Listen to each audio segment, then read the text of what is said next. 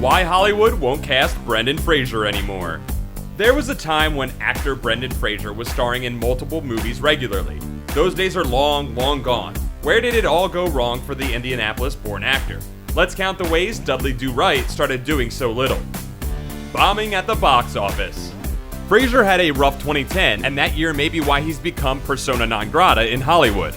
In the span of 2 months, Fraser starred in 2 box office disasters. The medical drama Extraordinary Measures was universally panned by critics, who said that it belonged on television. Audiences stayed home, and it earned just $12 million off of a $31 million budget. 3 months later, Fraser starred in Furry Vengeance. Compared to Extraordinary Measures, Furry Vengeance performed about the same, grossing $17.6 million off of a $35 million budget. Unfortunately for Fraser, the film was universally crushed by critics. Killed his own comeback. Fraser's kid-friendly action flick Journey to the Center of the Earth was a surprise hit. It became one of the highest-grossing movies of 2008, earning an impressive $101.7 million. New Line Cinema wanted a sequel, fast, but Fraser wanted to hold out for the original's director, Eric Brevig, who was busy finishing Yogi Bear 3D. The studio decided to use a new director and replaced Fraser with Dwayne "The Rock" Johnson. On the one hand, Fraser's loyalty was admirable. On the other, his timing couldn't have been worse. Johnson replaced Fraser only months after Furry Vengeance bombed in theaters, a time when Fraser desperately needed better work. The Mummy franchise limped on.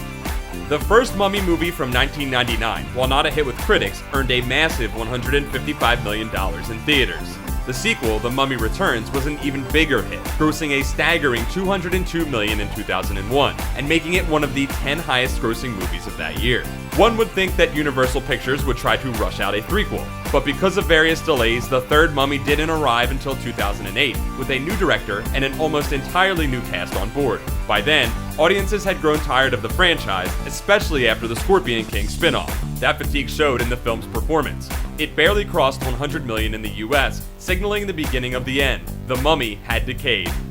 Lackluster projects. Some of Fraser's biggest flops included the live-action adaptation of Dudley Do Right, which grossed a paltry $9.9 million off of a $70 million budget, the bizarre 2001 comedy Monkey Bone, which earned just $5.4 million off of a $75 million budget, and Looney Tunes Back in Action, which took in $20.9 million off of an $80 million budget. At the time, Fraser was lucky that he had the Mummy franchise to counter these flops. His weird Golden Globes clap.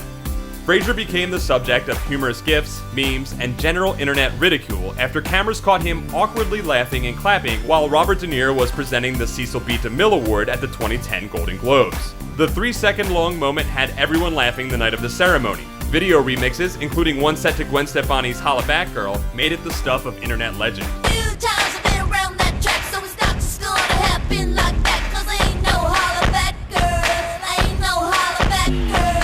Once the affable star of innocuous Hollywood movies, Fraser looked awkward and somewhat out of place. It's okay, Brendan. We'll still give you an awkward ovation. Thanks for watching. Subscribe to our YouTube channel to see more videos like the one you just saw, and leave us a comment to let us know why you think Hollywood's given Fraser the cold shoulder.